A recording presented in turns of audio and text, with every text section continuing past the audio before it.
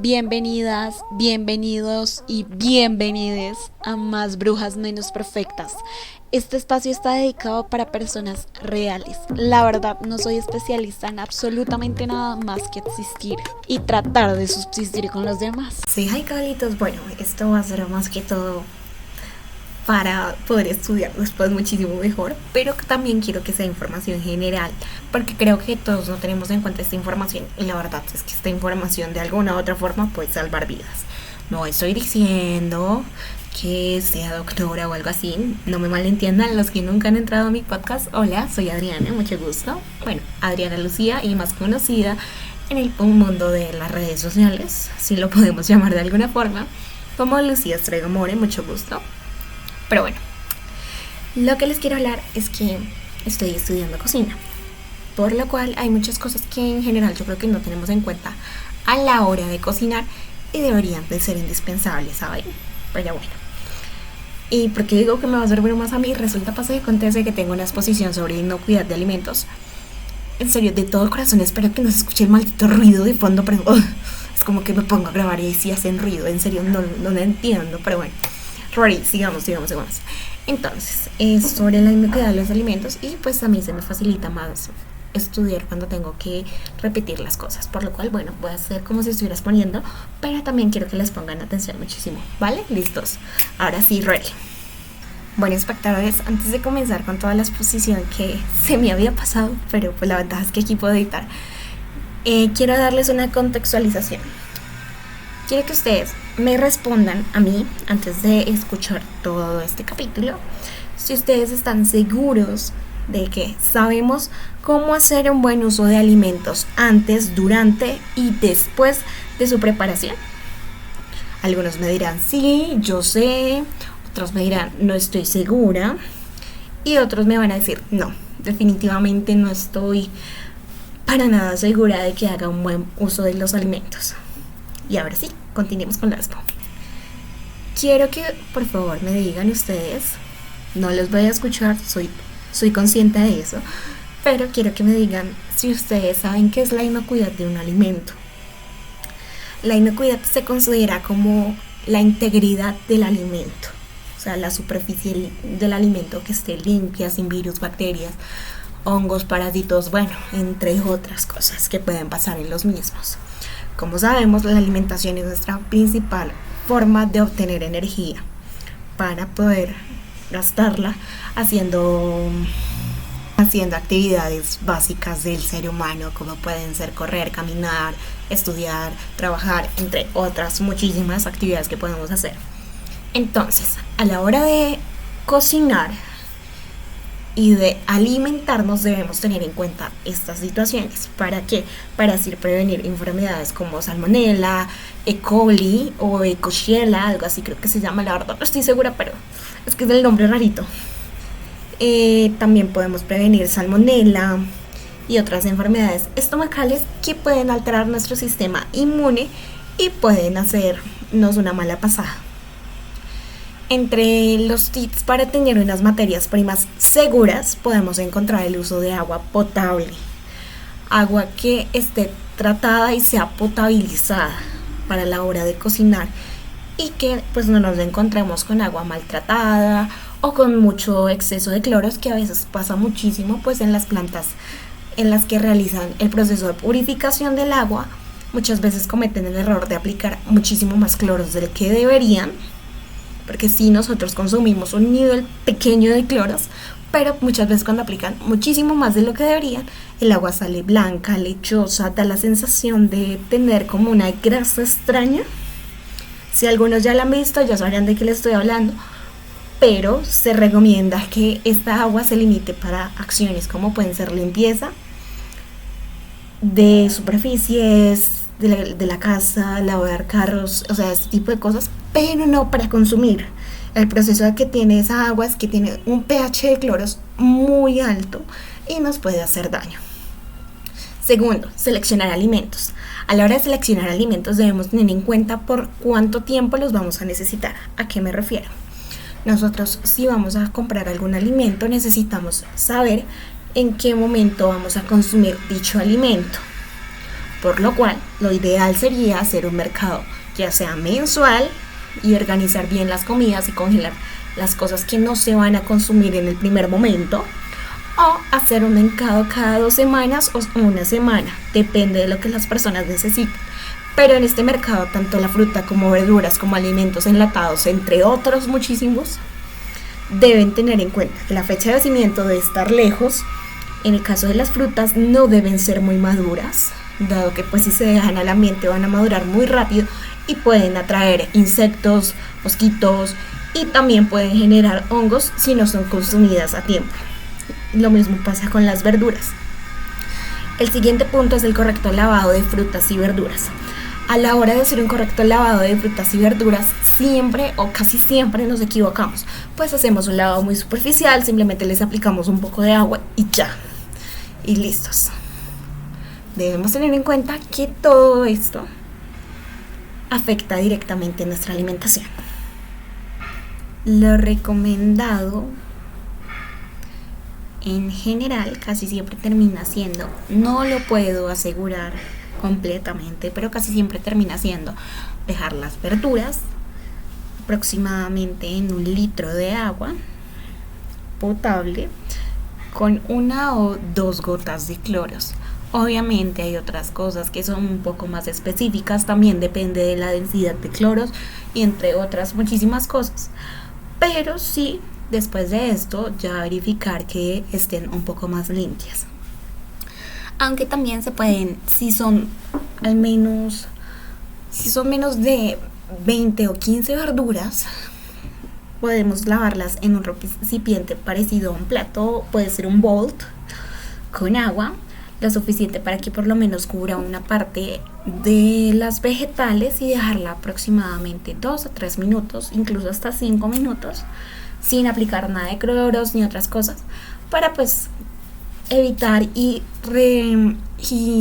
eliminar la superficie, que es donde están la tierra y ese tipo de cositas. Obviamente, la eliminación completa de los virus y bacterias que están en los alimentos depende muchísimo de su cocción. No quiere decir que los alimentos crudos esté mal consumirlos, sino que simplemente debemos tener mucho cuidado con el uso de la calidad de los mismos cuando los consumamos crudos. El uso de las PEPs o de stock. Para quienes no saben qué son las PEPs son primero que entra, primero que sale. Por lo cual, si hacemos mercado a la hora de tener en nuestro restaurante, negocio, incluso en nuestra casa, debemos sacar lo primero que compramos debería ser lo primero que consumimos. ¿A qué me refiero? Si compramos una caja de chocolates la semana pasada y todavía no la hemos gastado, pero pues compramos otra porque pues pensamos que ya no habían, que a veces pasa muchísimas veces, debemos correr la caja que está próxima a vencerse, que es la primera que está abierta, y después consumir la otra que está sellada, cuando ya se haya consumido completamente la caja que está abierta. Y así con muchísimos otros ejemplos. Entonces, este ciclo rotatorio se debe mantener en todos los almacenamientos para evitar cualquier intoxicación, o muchas veces para evitar que la fecha de vencimiento nos afecte, porque a veces pasa de que lo primero que compramos no es lo primero que consumimos, por lo cual terminamos consumiéndolo con muchísimo tiempo de diferencia. Por otro lado, la cocción de alimentos está dividida en 3 secciones. Esta es cocción de alimentos para carnes.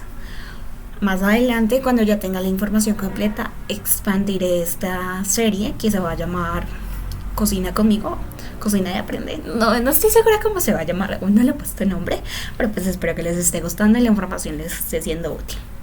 Ya tengo el nombre, ya lo tengo. Se va a llamar Apuntes de una cocinera, ¿vale? Sí, yo estoy consciente de que no fui muy original, pero pues lo siento, chicos. No dieron no dieron con una persona que sea supremamente original y única y exclusiva en esta vida y en la otra, mira. Pero bueno, volviendo al tema. De 82 grados Celsius a 77 grados Celsius, o incluso de 79,6 grados Fahrenheit a 170,6 grados Fahrenheit, Se recomienda la cocción de aves completas y la cocción adecuada de las carnes de res desde 74 grados Celsius, y lo cual sería conllevante a 165,2 grados Fahrenheit. Se recomienda la cocción de sobrantes y embutidos. ¿A qué me refiero con sobrantes? Recalentados, entre otros.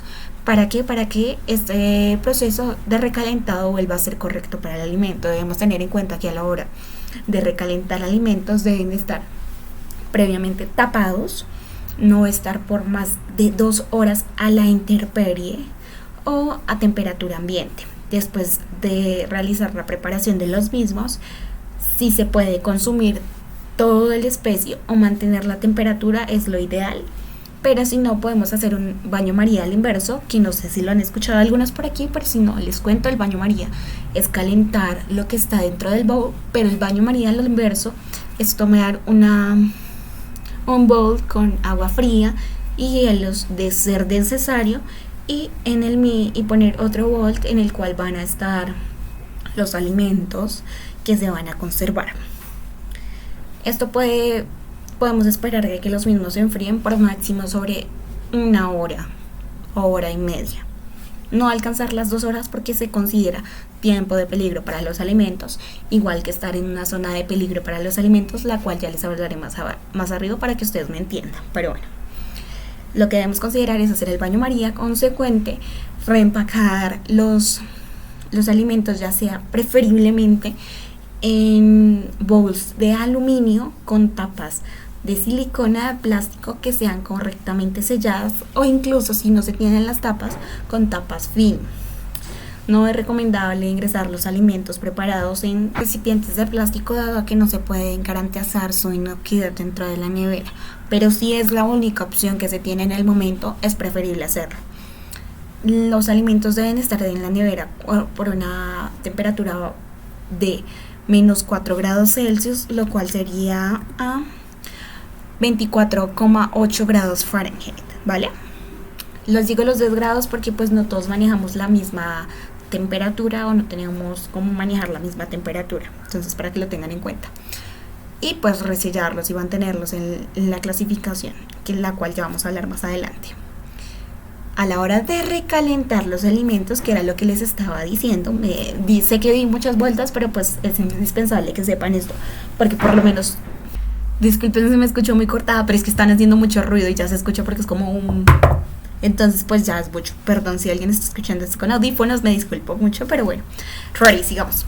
Entonces lo ideal es hacer esto, y a la hora de recalentarlo es sacarlo de la nevera, ponerlo en una sartén o algún perol en el cual se va a calentar. Incluso lo podemos poner en el microondas, pero lo ideal es que el alimento se recaliente de una forma general. Muchas veces en el microondas, cuando recalentamos, no lo hacemos de una correcta forma, dado que aplicamos muchísimo alimento en un plato, que pues puede que quede una parte del alimento caliente y otra parte fría. Se recomienda un poco más que todo el sartén, obviamente engrasarlo, ya sea con aceites o grasas, obviamente, y pues llegará a la temperatura de 74 grados Celsius, no me acuerdo exactamente cuántos grados Fahrenheit, denme un segundito, que serían 165,2 grados Fahrenheit. Y obviamente recalentarlo de forma pareja y mezclar el alimento. Para con eso podemos garantizarlo. Obviamente las sopas y entre otros cocidos se recalientan de forma diferente, pero pues estoy hablando de algo genérico como puede ser un arroz o una pasta, ¿vale? Sigamos. Por el lado de las carnes, embutidos sin cocción y con cocción, se deben preparar a una temperatura de 71 grados Celsius, que son 159,8 grados Fahrenheit, a 63 grados Celsius, que son 145,4 grados Fahrenheit, ¿vale? Para la preparación correcta de estas carnes. Ojalá próximamente, o si no, pues yo lo voy a investigar y se los voy a traer aquí como apuntes. De hecho, me voy a hacer es como una notita por aquí para que a mí no se me olvide, y pues obviamente tenerlo en cuenta. La cocción correcta de vegetales. Y pues obviamente al haber tantos vegetales, les voy a explicar otras cosas, porque de hecho nos engañaron toda nuestra vida con los vegetales disfrazados de frutas y las frutas disfrazadas de vegetales. Eso es un lío, pero bueno, espero que les esté gustando la información. Por lo menos hay muchas cosas que yo, la verdad, antes de estudiar cocina no sabía y cometía muchísimas imprudencias. Por otro lado, tenemos la clasificación de crudos y cocidos para evitar contaminación cruzada. Para quienes no saben, la contaminación cruzada es un proceso en el cual mezclamos la tabla en la cual se cortó. Ay, ¿saben qué? Denme un segundo. Se cortó un alimento crudo y en la misma, con el mismo cuchillo, se cortó un alimento cocido o ya preparado y listo para el consumo. La contaminación cruzada se define en que en general, como les decía, las partículas, virus, bacterias, entre otros, se eliminan muchísimo más a la hora de la cocción, incluso que de la limpieza. Por lo cual, a la hora de la cocción es indispensable que los separemos para evitar la contaminación cruzada. ¿A qué me refiero? Digamos que estamos cortando un tomate crudo en una tabla y lo vamos a cocinar en un guiso con una carne. Y no lavamos ni desinfectamos correctamente la tabla y el cuchillo, y en la misma cortamos la carne para porcionarla y servirla. Ahí podemos generar una contaminación cruzada, dado que la carne ya no tiene, obviamente si fue cocida a la temperatura que debe ser, no tiene bacterias ni virus ni entre otros. Y pues obviamente la mezclamos con el tomate, que pues simplemente fue lavado antes de hacer el guiso. Entonces, para que lo tengamos en cuenta. De igual forma, voy a tratar de ahondar también en esos temitas. Obviamente, como los vaya viendo, les voy a ir contando y les voy a ir comentando diferentes cositas, ¿vale? No es lo mismo los alimentos crudos, cocinados o preparados y listos para el consumo. Los alimentos crudos puede ser el tomate, los cocinados puede ser la carne y el guiso, y los listos para el consumo muchas veces son los panes que compramos en una panadería, los paquetes, las galletas, entre otros, que ya solamente es abrirlos y consumirlos. Y muchas veces pues a la hora de comer, pues obviamente los ponemos en la mesa. No quiere decir que todos los alimentos crudos tengan estas características de virus y bacterias, entre otros. Lo que quiero decir es muchísimo mejor separarlos para evitar cualquier contaminación. ¿Vale? A ver, sigamos. La conservación hermética. Como les contaba ahorita con el recalentado, es muchísimo mejor tener una conservación hermética en los alimentos, dados que si nos damos cuenta y somos coherentes, en la misma nevera guardamos alimentos. Disculpen el ruido, pero es que este es más soportable que la piedrita, en serio. Pero bueno, sigamos. En la misma nevera guardamos alimentos que son crudos y alimentos que son cocidos, por lo cual se recomienda la hermeticidad y el correcto orden de la nevera. ¿A qué me refiero? Los alimentos crudos siempre van a ir en la parte inferior de la nevera, al igual que en la parte de congelación de la nevera. Por eso ahorita muy de moda se han puesto las neveras que tienen el congelador en la parte de abajo. No sé si la han visto ustedes, pero pues por eso también se han puesto muy de moda. Y en la parte superior de la nevera no congelador, debemos poner los alimentos que ya fueron preparados con las indicaciones que les dije anteriormente para pues su correcto consumo. Por máximo, estos alimentos deben durar en la nevera de 3 a 5 días. Pueden llegar a durar 7 días, pero también depende mucho del alimento. Y pues obviamente ya no es recomendable porque hay alimentos que se agrían, como puede ser el tomate, las salsas, entre otros. ¿A qué me refiero con que se agrían? Tienen un olor y un sabor diferente en el momento en el que fueran preparados, por lo cual muchas veces, si se va a mantener por tanto tiempo, por más de 5 días, un alimento ya preparado, es preferible congelarlo y cerrarlo al vacío o herméticamente. ¿Listos? Sigamos. Clasificación según su cocción. Bueno, esto ya lo estamos hablando. La separación de los utensilios según cocción y alimentos. Ya les comenté ahorita de la separación para pues obviamente el tomate y la carne, así que sigamos por este lado. El higiene de las manos.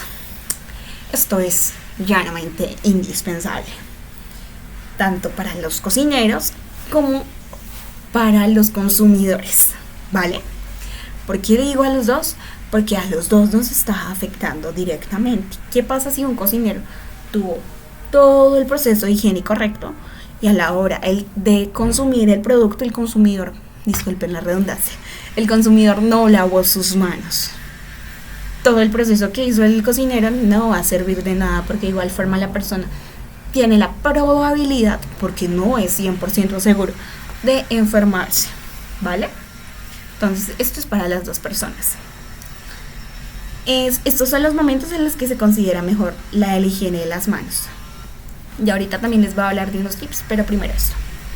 Antes de manipular alimentos, cada vez que cambiamos algún alimento, al momento de tocar algún alimento, debemos lavarnos las manos dentro del sistema y antes del sistema. ¿Listos? A la hora de comer, como les comentaba, si el consumidor no se lava las manos, el alimento que fue preparado puede enfermarlo o puede hacerle daño. Y deben ser lavadas después de socializar con animales. Yo sé que nosotros amamos locamente a nuestros gatos, a nuestros perros, a nuestros hamsters, a nuestros cerditos, porque sé que hay gente que tiene cerditos, la verdad no los entiendo, disculpen, pero pues sé que hay gente. Entonces, contándoles, yo sé que los amamos locamente y que son nuestros animales favoritos y que por eso tenemos tanto contacto, pero después de tener contacto con animales es muchísimo mejor lavarnos las manos, por si en algún momento llegáramos a comer o pudiéramos pasar las manos sobre la nariz, boca, a veces pasa, o por alguna herida infectada que tengamos en nuestra piel, dado que estos animalitos no tienen una limpieza correcta. Yo sé que van a decir, ay, es que mi gato es supremamente limpio, es que mi perro es supremamente limpio, pero tú no bañas a tu perro cada 2 horas. Tú bañas a tu perro semanalmente, cada 15 días, cada 20 días, cada mes, cada 3 meses, entre otros, porque pues cada quien como cuida sus mascotas. Pero tú sí necesitas lavarte las manos constantemente para evitar enfermedades, ¿vale? Después de ir al baño, yo creo que es indispensable, ya todo el mundo lo sabe, el contacto directo con las heces fecales, la orina, o incluso para los que nos espichamos los granitos, que de hecho ahí me incluyo yo sé que para algunos es asqueroso, pero es la verdad, sorry not sorry, es un contacto directo con bacterias, y después de ir al baño es mejor lavarse las manos, ¿vale? Después de la manipulación de alimentos, porque como les comentaba, no es lo mismo manipular alimentos que comer. Después de manipular una carne, debemos lavarnos las manos para poder manipular un vegetal, una hortaliza, una verdura, un pan. Y pues así pues tener muchísima más inocuidad en nuestra cocina. Después de actividades recreativas, no importa, yoga, boxeo, bungee, correr, trotar, caminar, saltar, hacer fútbol, soccer, voleibol. Estoy solo diciendo lo que me acuerdo, pero bueno, bicicleta, patinaje, entre otras. Es preferible después de las actividades recreativas lavarnos las manos. Ojo con esto, no les estoy diciendo que apenas terminen vayan y corren y se laven las manos si están sudando. No. Después de que terminas la actividad recreativa y estás a una temperatura ambiente que no estés sudando, sí te recomiendo que te laves las manos, ¿vale? Porque no les recomiendo que se laven las manos cuando estén sudando. El choque de temperatura térmico entre el agua, que muchas veces es tibia o fría, y su cuerpo, que está caliente por las actividades recreacionales, es mejor no hacerlo. Yo sé que es muy cómodo y es muy chévere hacerlo, pero es mejor no hacerlo para evitar enfermedades en las manitos o algún calambre o alguna cosa. Después de tener contacto directo con la nariz o indirecto. A la hora de estornudar, yo sé que siempre nos han dicho, debes estornudar en el codo. Muy pocas veces lo hacemos, por lo cual, cuando tengamos contacto directo con la nariz, es preferible lavarnos las manos antes de comer y después de tener contacto con la nariz, ¿vale? Algunos tips que podemos mencionar para una correcta higienización de las manos pueden ser: uso de agua tibia para lavar las manos. Yo sé que ahorita les acabo de decir que muchas veces el agua es fría o caliente o incluso tibia. Lo recomendable es usar agua tibia para no lastimar nuestra piel, y dado que el agua caliente no se considera que desinfecta y puede dañar la piel de nuestras manos, porque es la zona que más lavamos con frecuencia.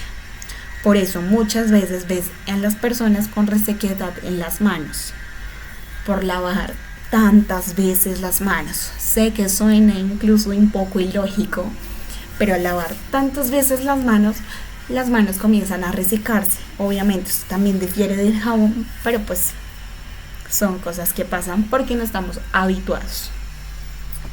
Bueno, el uso de jabones con un pH 7.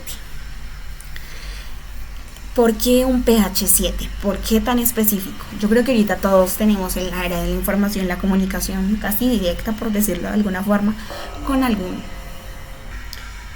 dermatólogo, o hemos escuchado de alguno, ¿vale? Entonces, ellos en general recomiendan usar jabones de pH neutro. El pH neutro recomendado para nuestra piel, dado que nosotros tenemos un pH de 4,7 a 5,75, debe ser de 7. Y este se considera el jabón neutro, ¿vale? También es preferible que no tenga olores. Y pues en general los jabones neutros no tienen ni colorantes ni nada de esto, ¿vale? Y sigamos por aquí. Por otro lado tenemos por aquí la clasificación de alimentos. Ahorita les estaba comentando de una zona de peligro, ¿verdad? Esta zona de peligro se da porque se encontró por diferentes estudios que los alimentos sí tienen una zona de peligro. ¿A qué me refiero con zona de peligro? Nosotros, como sabemos, la temperatura es algo muy variable y en general el ambiente, los alimentos no la soportan muy bien. No quiere decir que todos los alimentos estén bajo este régimen. Por ejemplo, los alimentos como son paquetes de papitas, platanitos, yuca, chicharrones, entre otros, sí soportan esta temperatura. Incluso los Doritos, entre otros muchísimos más, sí la soportan. Los enlatados también soportan esta temperatura, y los panes también soportan esta temperatura, porque un pan tú lo comes a temperatura ambiente la mayoría de las veces, ¿vale? Entonces la temperatura va desde 70 grados centígrados, lo cual es equivalente a 158 grados Fahrenheit o más arriba de 70 grados centígrados o de 158 Fahrenheit. Porque para las condiciones adecuadas para la cocción de alimentos son por mínimas esta. Como les decía, cada alimento tiene una cocción diferente, pero la mínima siempre debe ser por lo menos de 70 grados centígrados, o pues las de Fahrenheit, que son 158, para así eliminar los virus. Los virus y bacterias que se encuentran son organismos vivos, las bacterias son organismos vivos, y a esta temperatura ya no se pueden ni multiplicar ni pueden subsistir. La zona de peligro, por otro lado, sí se encuentra desde 4,9 grados Celsius, que sería equivalente a 120,2 grados Fahrenheit, a 60 grados Celsius, que serían equivalente a 140 grados Fahrenheit. Esta es la zona de peligro de los alimentos, y los alimentos preparados y para la congelación de alimentos es una zona de peligro, dado que las bacterias sí se pueden multiplicar en esta temperatura. Obviamente mucho tiempo después les profundizaré, pero pues de los temas que les estaba hablando ahorita. Discúlpenme, pero es que ya me duele la garganta de tanto hablar. Ya llevo como una media hora hablando, un poco más. Entonces sigamos. Obviamente se recomienda de que después de preparados, como les decía, se conserven en una netera. Sí, se van a durar más de 2 horas. No quiere decir que justo después de las 2 horas las bacterias que pueden encontrarse, porque no estamos seguros, porque como les dije, no todos los alimentos las contienen, pueden encontrarse en los alimentos, se multipliquen. No es directamente que después de 2 horas, pero pues sí se recomienda este tiempo para pues tener un tiempo determinado, para así poder darle su cocción y alimentación. Por eso muchas veces las mamás nos regañaban muchísimo de no me dejes enfriar el alimento. Si ustedes son como yo, que se demoran 1 hora almorzando, intenten sentarse por lo menos justo cuando fue servido el alimento. ¿Por qué? Porque nos dará 1 hora de tiempo para almorzar y media hora para que se enfríen los alimentos, y nos quedó algunas horas para guardarla en la nevera y pues así pues evitar cualquier cosa, intoxicaciones, entre otras. Por otro lado, la temperatura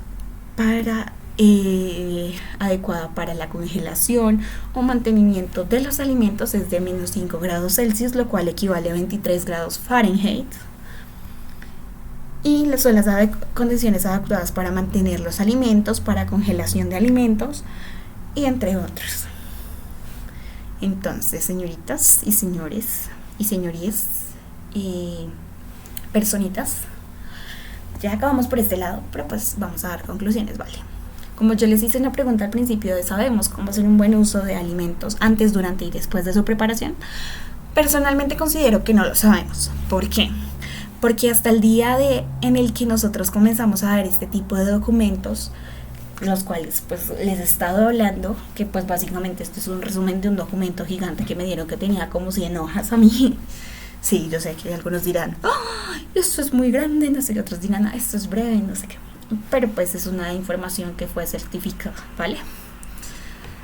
Entonces pues es una información bastante densa y tiene que verse con ojo y lupa al máximo, ¿saben? Entonces, hasta que nosotros no ingresamos a una información técnica o tenemos alguna conversación con personas que pues ya conocen la área, nosotros no nos damos cuenta de este tipo de cosas, de todas las consecuencias que pueden tener para nuestra salud y para nosotros, ¿vale? Y bueno, por lo menos lo que les comentaba, la congelación de la carne, ponerla al agua templada e incluso pues mantener más de 2 horas los alimentos. Eso nunca lo hacíamos, seamos muy realistas, por lo menos yo no lo hacía y soy muy honesta al decirlo, ¿vale? Entonces, mis señoras, señores, señoritas, espero que la información haya sido de su agrado. Perdónenme si el primer capítulo de esta serie, que como les decía, estos son apuntes de una cocinera que está siendo aprendiz por el momento, pero pues espero ser en el futuro una muy buena. Y pues quiero que tengan esta información porque creo que es útil. De igual forma, si en algún momento esta información me parece mal grabada por el maldito ruido que se escucha de fondo, me daré a la tarea de repetirles la información, ¿vale? Muchas gracias por llegar hasta aquí y espero que les vaya muy bien. Chao, chao. Y por favor, cuídense mucho. Ustedes no sabían esto antes de escuchar este podcast y creo que yo tampoco lo sabía antes de entrar al técnico, así que por favor cuídense mucho. Ahora sí, chao, chao. Bueno, yo sé que me despedí, pero me faltó algo. No lo volví una serie. Ya no estoy estudiando cocina, ya pasé todo eso. Y la verdad, si acaso de vez en cuando les voy a dar un truco, pero no lo voy a volver una serie. Entonces, disculpen. Eso era todo. Ahora sí los dejo.